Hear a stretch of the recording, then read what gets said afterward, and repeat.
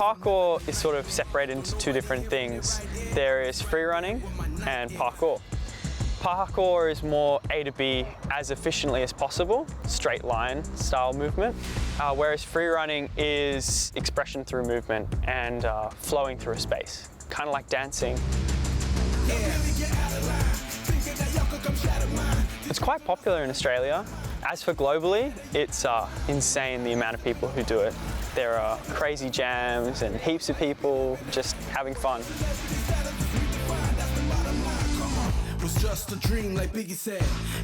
I started skiing as a kid, and that's sort of what I grew up doing. I needed a sport that was going to work for me in the summer, and skiing wasn't going to do that, so I found parkour. There was a parkour gym called Apes. I went to one of their first timer classes, fell in love with it, and kept doing it from there. Done. Wow. Smashed it. You're looking for walls or objects that are nicely spaced apart that you can move through. It's the easiest way to explain it. Each person in the sport moves differently, so they'll be looking for something that will benefit them.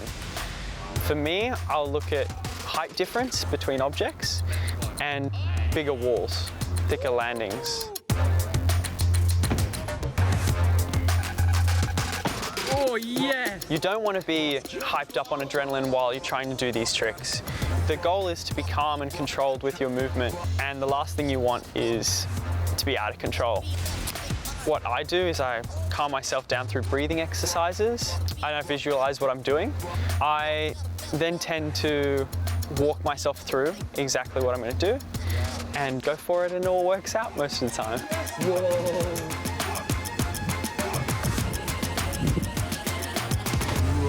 So most of the time you'll have a couple different options in your head on these bigger movements. You're going to have a bailout plan if you're not going to make it, and you're going to have a plan of what I'm going to do if I'm going to make it.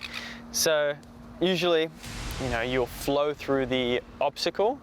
If you're going to bail out midway or you're not going to make it, you'll be prepared to absorb it and distribute the impact or whatever it is safely. Oh, no way! Oh, he's in! It's kind of teaching yourself to adapt to certain situations because you're constantly having to change the way you move throughout a space. Oh! For me, whenever I find a weak spot, I'll tend to do exercise in that area, strengthen it back up again. But I will train almost every day. Practicing movement is, I guess, the most important part of the sport. As for injuries, I don't get injured that much personally. The worst injuries I've gotten is a sprained ankle or a slight tear in my AC joint in my shoulder.